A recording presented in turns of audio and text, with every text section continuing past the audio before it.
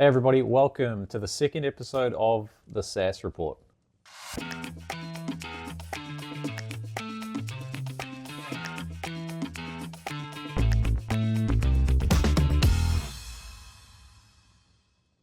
I'm your host, Matt Aird, and today we'll be looking at Salesforce's Q2 earnings results. So growth has slowed for Salesforce considerably over the last few quarters. That could be strategic, it could be part of the plan, but we're going to be looking at some of the causes of that slowdown and potentially what their options are moving forward.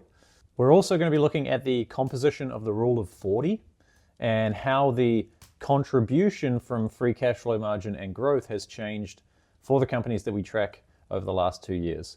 But first, let's take a look at the news and the Q2 results from the last couple of weeks. MongoDB released Q2 results last week, and the thing that stood out to me straight away was how high their customer acquisition cost is, right? So get this, in Q2, it cost them $146,000 to acquire each customer, right? They added 1,500 net new customers in the quarter, and they spent a total of $220 million to do that. So $146,000 to acquire a customer, and those customers on average are paying them about $37,000 per year. When you compare that to the $96,000 they spent to acquire a customer a year ago, you can see that go-to-market efficiency for them is really taking a dive, right? It's almost 50% more expensive for them to acquire a customer this year as compared to last. That's really impacted ARR growth. So ARR only grew 13% year over year versus the 40% ARR growth that they saw in Q2 of 2023. On top of that, they're still not cash flow positive either. So they had free cash flow margins of negative 1% for the quarter. If you combine that slowing growth rate and a negative free cash flow margin, you've got a rule of 40 of only 12 at the moment for MongoDB. So a much tougher operating environment for MongoDB at the moment.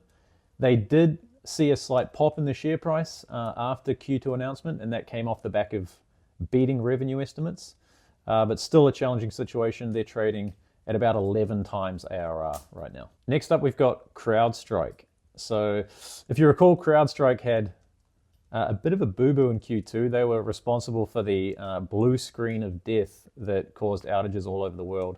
But it didn't seem to impact Q2 results too much. The CEO announced on the earnings call that revenue for the quarter was impacted by around about $60 million. So that came from deals being pushed into the next quarter due to customers, understandably having some concerns around reliability or confidence in the product. But they still delivered really good top-line growth. 33% ARR growth year over year. They added $184 million in net new ARR in Q2. That's off the back of $355 million in sales and marketing spend. So that gives them a magic number of 0.49 and a CAC payback of about 32 months. So both of those numbers are down about 12% on Q2 performance from last year. The interesting thing to watch for CrowdStrike over the next couple of quarters will be whether or not the outage that they had in Q2 has any flow-on effect in terms of damages or lawsuits that result in a hit to company earnings. If it does, we'll see that show up in the G&A expense item, whether that's due to fines or whether that's due to settlements that they reach with customers in terms of compensation for the outage that they caused. So we'll keep a close eye on that, but the impact so far seems to be fairly negligible. As I mentioned, about a $60 million revenue hit in this quarter, due to deals being pushed out. But all things considered, a pretty good quarter for CrowdStrike. They're trading at 17 times ARR right now. So Salesforce also released Q2 numbers this week. We'll do a deeper dive on them later in the episode, but some headline numbers from the quarter. Amazingly, they spent $3.2 billion in Q2 on sales and marketing. That is fucking insane, right? They're spending $35 million a day on sales and marketing. For that, they generated $716 million in net new ARR. Not very efficient from a go-to-market standpoint. They've got a magic number of 0.22 and CAC payback of 66 months at the moment. ARR per employee is really strong, 482,000. And the operating margin, and again, we'll dive into this more later in the episode, but the operating margin is absurd. It's over 19% right now, right? So Salesforce is in this interesting position where growth is slowed, but they are just a cash flowing machine at this point, trading at 6.7 times ARR. Asana also reported Q2 numbers this week. Asana plays in this really competitive kind of project and workflow management space. So in the public markets, they've got competitors like Monday.com, Smartsheet, Atlassian kind of plays in this market as well. And then on the private side, you've got, really established companies like Basecamp or 37 Signals. You've got Notion, you've got ClickUp, right? So they're in this market that is very crowded, right? No shortage of competitors. All the products do kind of similar things. But on the flip side of that, right, the market is huge, right? So it's basically every company in the world, to a certain extent, needs some kind of project or workflow management solution. And so what you've seen is, obviously, lots of companies pop up to try to solve that demand. But Asana, over the last couple of years, has really struggled to grow revenue. In April of 2023, Asana had an ARR growth rate of 26%.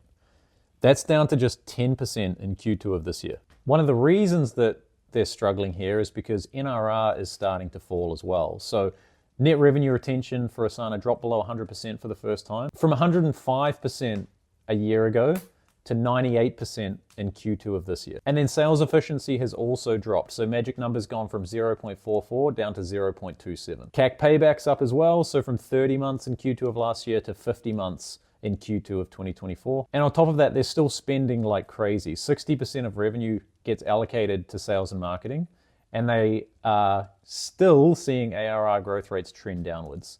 So they're in a really tricky situation at the moment. They need to find something to help them turn this trend around. One of the positive signs for them is that they are having some success upmarket. So one of Asana's focuses at the moment is to grow their customer base in the 100K plus cohort. So that is customers that are paying them more than $100,000 per year. So they reported 17% growth in that customer cohort year over year. And positively for them as well, they also retain these customers at a higher rate than they do generally. So NRR for this cohort was 103%. So what does all of that roll up to? Well, not a lot. They're currently trading at about 3.8 times ARR. So right down the low end of all of the companies that we track.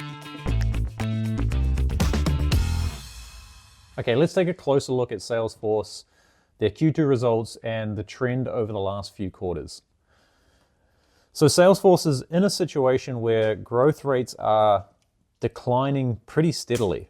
So in January of 2022, Salesforce reported ARR growth of about 26%. Fast forward to July of this year, and that's down to 8.4. Now the question is, why has this slowdown occurred? And I think there are three main contributors to this. The first thing to look at is the macro environment. So the Salesforce executives talked a lot about this in the Q2 earnings call. They mentioned this phrase a number of times, which they called measured buying behavior, which in other words is, customers are cautious to spend money based on kind of the state of their business or the state of the economy. And so therefore Salesforce is seeing deals kind of move through their pipeline more slowly, or deals are coming in at, lower values than originally anticipated. So Amy Weaver, the CFO at Salesforce, said this on the earnings call: measured buying behavior, elongated deal cycles, deal compression, high levels of budget scrutiny, and budgets that prioritize AI. Right? Those are some of the reasons that they're seeing revenue growth being much harder to come by now than it had been in previous quarters. Salesforce CEO Mark Benioff added additional context to this. His view was that during the pandemic period, a lot of enterprise companies deployed a lot of new software, right? They purchased new software in order to help them cope with the new operating environment. And a lot of that software is still being kind of digested and implemented into the business. And that, as well as kind of the macro forces, is creating kind of this like chilling effect on Salesforce being able to get deals done. So Mark said, over that period of time, we saw an incredible surge in demand and buying environment and in the sales environment, especially during the pandemic, right? And we can actually see this in Salesforce's revenue growth. So if we look at the beginning of 2020, ARR growth spiked to about 35%, like just as the pandemic was kicking off, and then remained in about the mid-20s through the first half of 2022, right? From that point onwards, you've seen kind of this sharp decline, right? So reason number one, I guess, for the Salesforce slowdown is kind of external factors, right? It's like, we've got a weaker economy. Businesses are a little bit more cautious on where they're spending money. And a lot of the technology deployments that people have put in place over the last couple of years still need to kind of be embedded before they look at adding new things. And then the final kind of like element there is that, prioritization from companies around the AI strategy, which we'll come back to in a little bit. Another factor here, and this was raised by a friend of the pod, Charlie Moss, is that Salesforce is in an environment that is a lot more competitive, right? Especially if you look at their kind of like SMB or more transactional book of business. So in that space, obviously, you've got HubSpot. HubSpot has been, I think it would be safe to say at this point, taking market share from Salesforce in that more transactional SMB type environment. I think it's quite hard to take the other side of that argument at this point, right? If you're an SMB with high growth ambitions, the likelihood that you're picking Salesforce over HubSpot at this point is probably pretty slim. Now, granted, 3 or 4 years ago, that certainly wasn't the case, right? I remember in conversations that I was having, I was recommending Salesforce to people at earlier stages, right?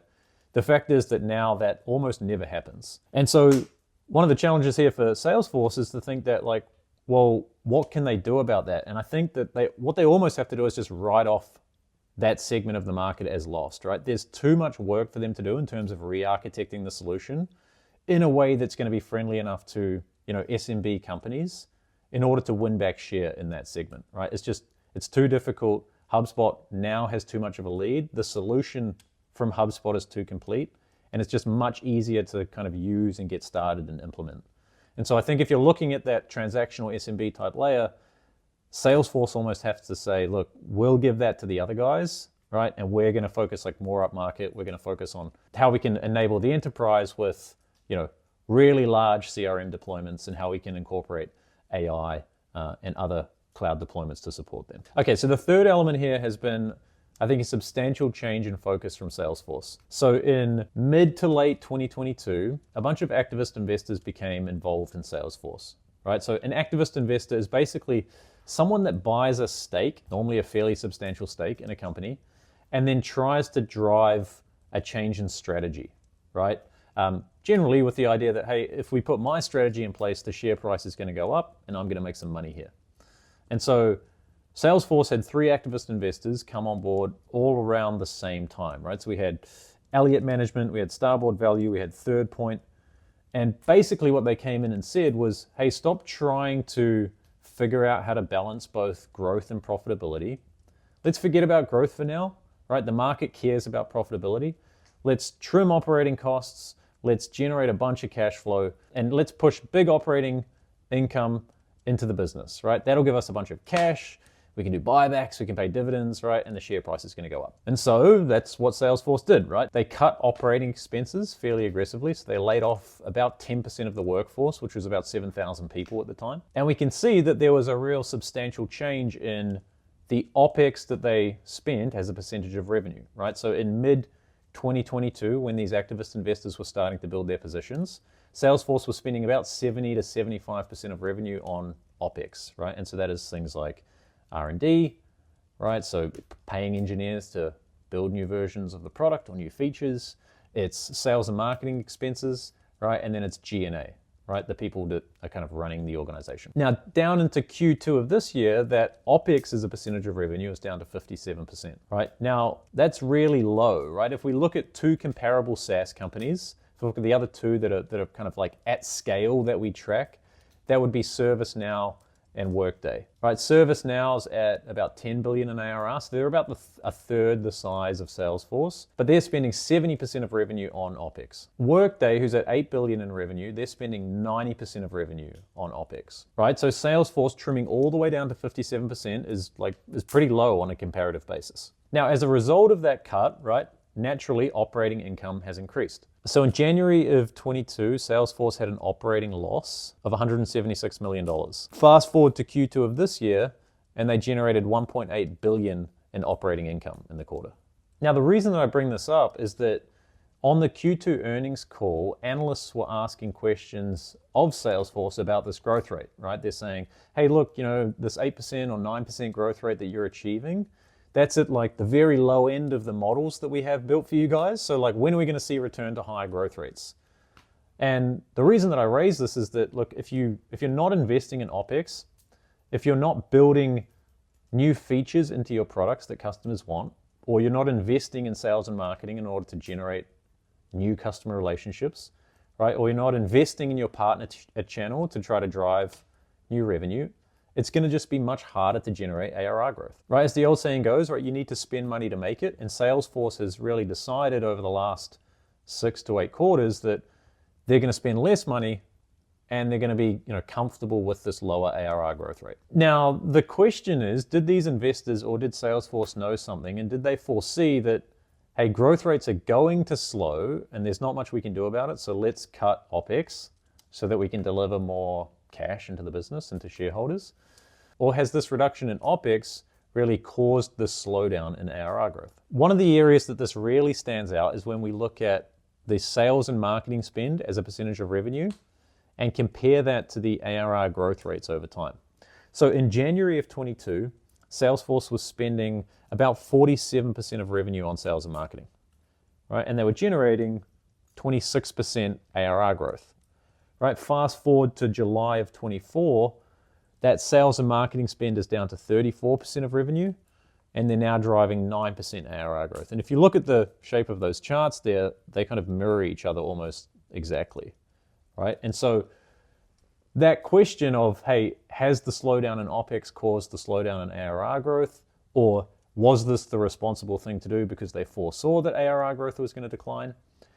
I almost think that's unimportant, because if they want to re-accelerate that growth, they're going to need to invest, right? They're going to have to spend money on developing new features and product sets that customers want, or they're going to have to drive more sales and marketing efforts in order to attract and retain customers, right? So I think in summary on point 3 here is that, like, Salesforce has just made us realize that you can't have it all in SaaS, right? You can't have 20% operating margins and generate 20% ARR growth, right? Typically there's a trade-off that happens here. So let's say that Salesforce wants to re-accelerate ARR growth. What's the path forward? Well, this is a little bit tricky. The story that CEO Mark Benioff is telling is that Salesforce is better positioned than anyone else to drive front office AI deployments, right? Think about what Salesforce has. They have all of your customer data, all of the transaction history, and AI needs that data in order to infer and help you to execute in the future, right? A quote from Mark Benioff: "But the one thing that every enterprise needs to make AI work is their customer data, as well as the metadata that describes the data," right? Which provides the attributes and context the AI models need to generate accurate, relevant output. And the customer data and metadata are the new gold for these enterprises. And Salesforce now manages, as I mentioned, 250 petabytes of this precious material, right? So they're kind of seeing this and they're going, hey, we own all of this data. The argument here is that, hey, the models, the kind of like fundamental models, those are commoditized, right? The value is in the data, and we have all of the data.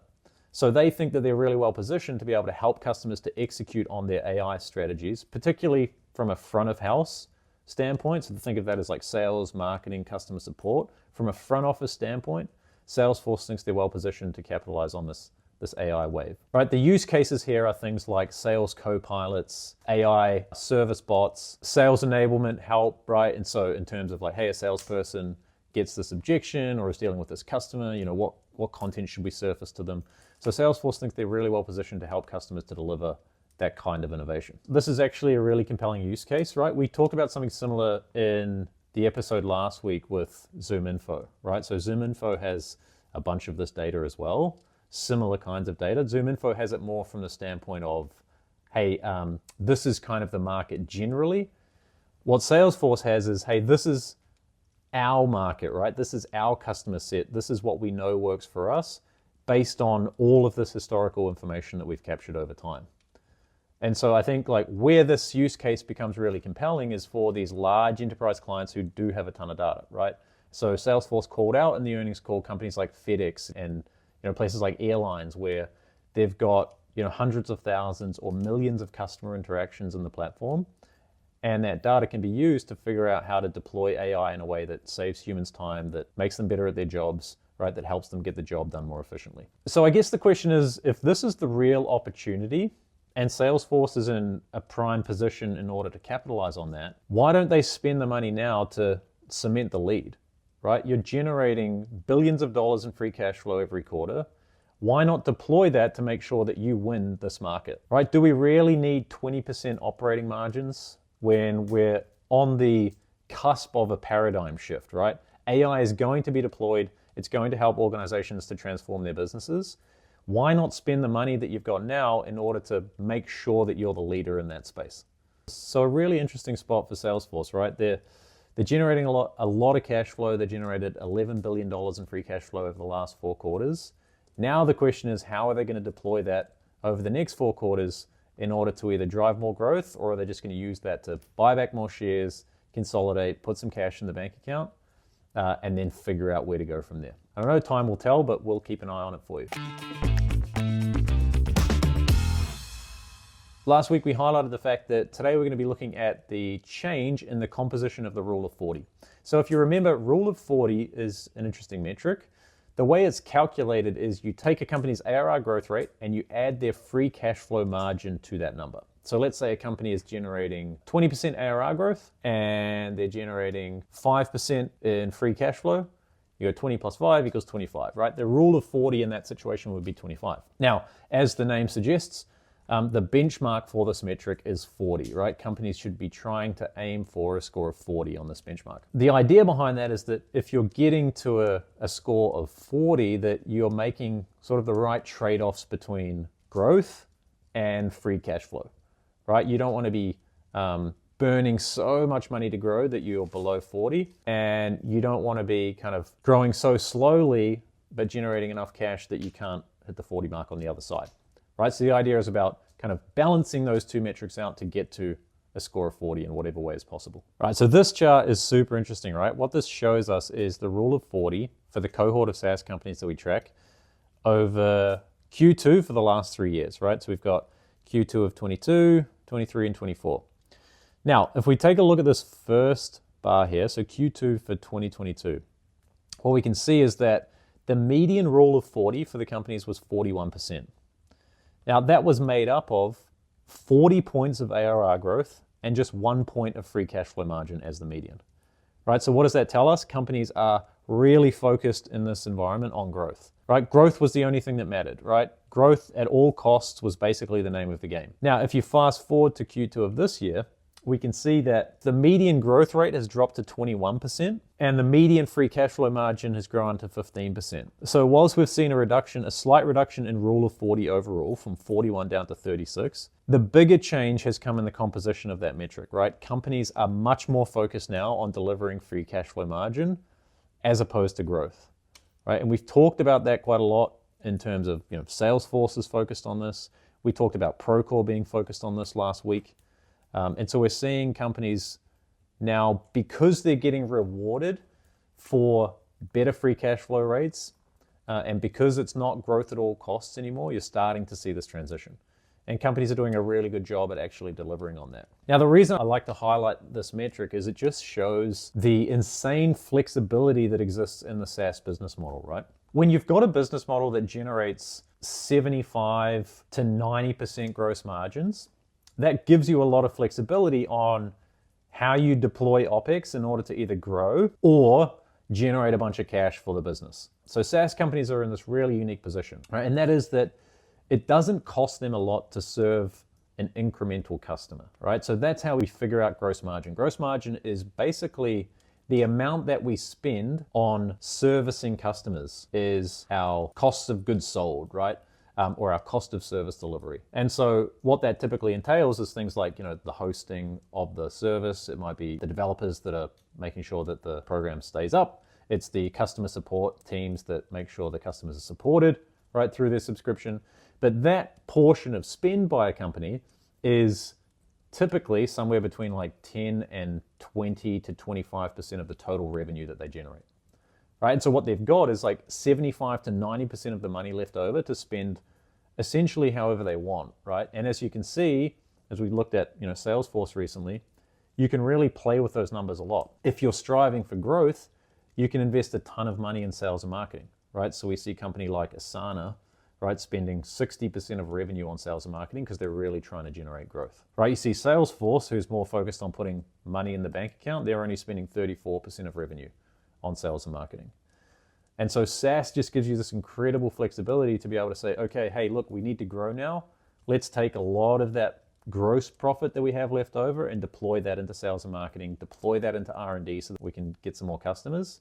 Or if the operating environment shifts, it's like, hey, let's like batten down the hatches a little bit. Let's stop spending money in OpEx. Let's put a little bit more money into the bank account so that we can generate free cash flow margins so that we can make sure that we don't go out of business, right?